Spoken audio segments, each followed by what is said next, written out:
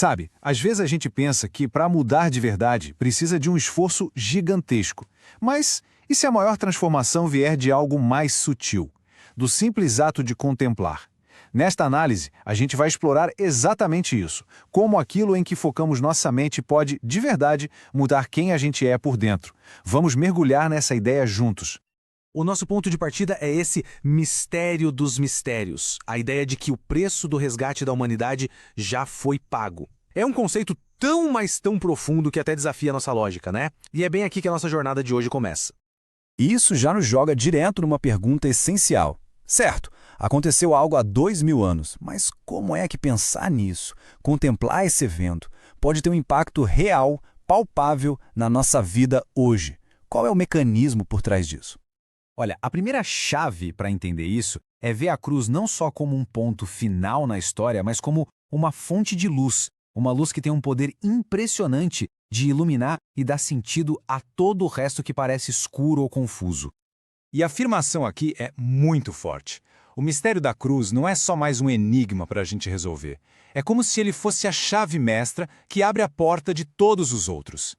Pensa num quebra-cabeça gigante. A cruz é aquela peça central que, quando a gente encaixa, faz todas as outras encontrarem o seu lugar. E o mais interessante é como essa luz funciona. Coisas que poderiam parecer opostas, tipo, como é possível ter justiça e misericórdia ao mesmo tempo? Ou poder e compaixão? De repente, a gente vê que elas não só coexistem, mas estão em perfeita harmonia. A luz do Calvário não apaga nada, ela revela como tudo se encaixa de uma forma linda. Certo. A ideia teológica está clara. Mas, na prática, como esse processo de contemplar nos transforma? Agora, a gente vai para uma parte fascinante, que conecta essa ideia espiritual com uma analogia da ciência. Quero apresentar para vocês os neurônios espelho. É sério, a neurociência descobriu essas células incríveis no nosso cérebro. De um jeito bem simples, elas disparam não só quando a gente faz alguma coisa, mas também quando a gente vê alguém fazendo a mesma coisa. Elas literalmente espelham a ação dentro da nossa cabeça. O processo é sensacional. Primeiro, a gente observa. Aí, os nossos neurônios espelho entram em ação, como se estivessem ensaiando aquela ação internamente. E com o tempo, sabe o que acontece? Essa observação focada começa a diminuir a distância entre só olhar para algo e a nossa própria capacidade de ser ou fazer aquilo. E é aqui que tudo se conecta. Isso ilustra perfeitamente o princípio espiritual. Como a fonte diz, ao contemplar, somos transformados. É o efeito espelho acontecendo no nível do nosso caráter. Ao fixar o olhar no exemplo de Cristo, a gente não está só olhando. Estamos, na verdade, ativando o mecanismo interno de mudança. Nosso caráter começa a refletir o que a gente contempla.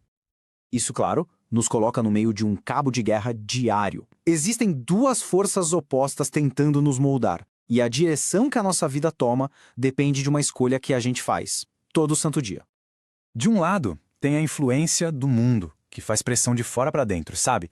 Tentando nos encaixar num padrão, num molde. E do outro lado, tem a transformação que vem do espírito, que é um trabalho de dentro para fora. Ela não muda o exterior, ela renova a nossa mente, muda a nossa essência. A melhor imagem para essa mudança de dentro para fora é a da metamorfose.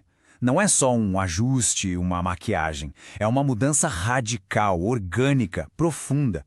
Assim como a lagarta vira uma borboleta, essa transformação interna resulta numa forma de viver completamente nova.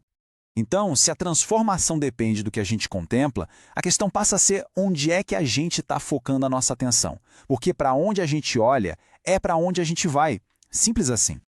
E isso não é algo passivo, abstrato. As fontes dão passos bem práticos. Envolve falar sobre a bondade, lembrar das bênçãos, meditar na cruz e, por fim, o mais difícil talvez, confiar. É sobre direcionar ativamente nossos pensamentos, nossas conversas e até nossas emoções. No fim das contas, tudo se resume a uma única coisa: uma escolha consciente, feita a cada momento, onde decidimos colocar o nosso foco. É essa decisão, essa intenção de contemplar o que é bom, o que é verdadeiro, que abre a porta para uma transformação genuína. E para a gente fechar, uma reflexão que vira o jogo. Se a contemplação nos transforma, nos enchendo de compaixão, como isso aparece na forma como a gente olha para os outros? A transformação que a gente recebe não é para ser guardada, né? é para ser compartilhada. Talvez a maior prova da nossa mudança seja a atenção que a gente dedica a quem precisa. Fica aí uma ideia para a gente levar.